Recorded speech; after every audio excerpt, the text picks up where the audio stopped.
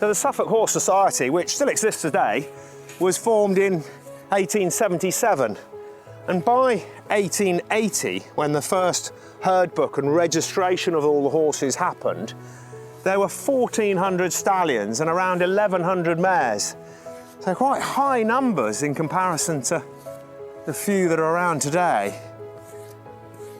And they became incredibly successful as a working and draft animal. So not only pulling the plough and hay carts and working the land, but also working in towns, pulling drays, delivery carts, before the existence of lorries. And then they were used for the military, towing the big guns, the artillery around.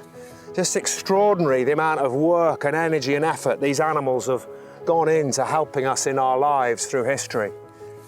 And interestingly, during the First and Second World War, they were real creatures of burden, pulling that artillery around.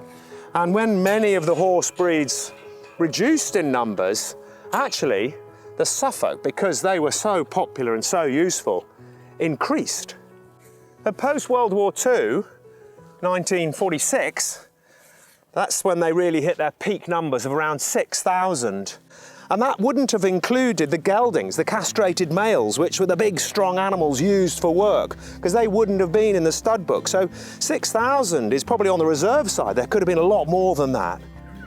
But then, of course, farming changed, because post-World War II, we were a starving nation. We had food rations, and the government incentivised and encouraged farmers to really turn on the tap for food production. We needed to feed our nation, and we did that through mechanisation, through technology. Just as we do today, we're looking at advances, how we can improve what we do, make it more efficient. And our heavy horses, the Suffolk being one of them, fell into decline, were no longer needed as the power horse of the countryside. We had tractors and traction engines. So they slowly went into decline and are now at worryingly low numbers. Good girl, walk on. But all is not lost, because the Suffolk Horse Society and all the passionate breeders are absolutely determined to keep part of our living heritage alive, keeping this amazing creature that's looked after us for so long. It's now our turn to look after it.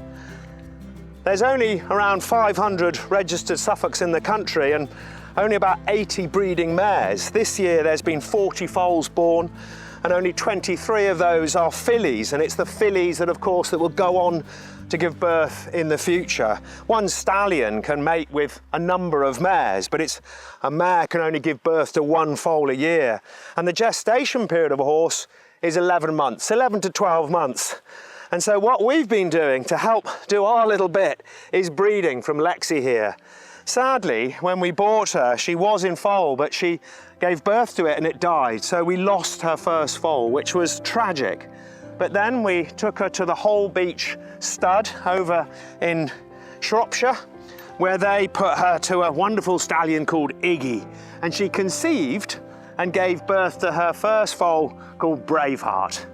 Braveheart has gone on to another farm now, where they're training him to work in harness. He's pulling wedding carts and funeral carts, and then going to shows and doing exhibitions. And Braveheart we thought was a great name, a big, strong, powerful character with a big heart. And of course, in Braveheart, it's all about William Wallace, so they've renamed him Wally. It's much easier to say. Her next foal, and we desperately wanted a filly, so we took her back to the Holbeach stud and we had her scanned, and the vet thought that she was carrying another colt foal, another male. But when she gave birth, we were pleased to announce that the vet had got it wrong, and she gave birth to a filly foal. And we called her Mayflower. She was born on the 1st of May. May is now over with Alison in the Holbeach stud, where they're training her, and she's been to a number of shows and doing really well. She's a wonderful, wonderful young mare. And when she was born, Nigel Oakley, who gave me Victoria, said, "You've got a fine foal there. She's lovely and clenchy," which is a Suffolk word for sort of short in the body with really good depth and power. So she's a very, very good Suffolk. And now Lexy is thankfully in foal again. So she's heavily pregnant. She'll be giving birth next June, and fingers crossed she'll have another filly. But with such a narrow genetic resource to work with in the Suffolk Punch, what they have to do is be very, very careful that they don't interbreed them. And they use what's called a system called sparks.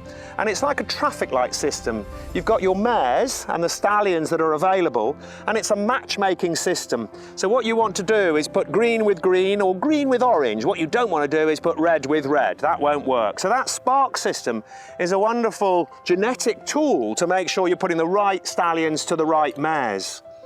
But also with breeding technology and the AI Centre, the Artificial Insemination Centre that Tullis Matson runs over in Shropshire as well, they're using incredible technology to help increase the numbers of foals born.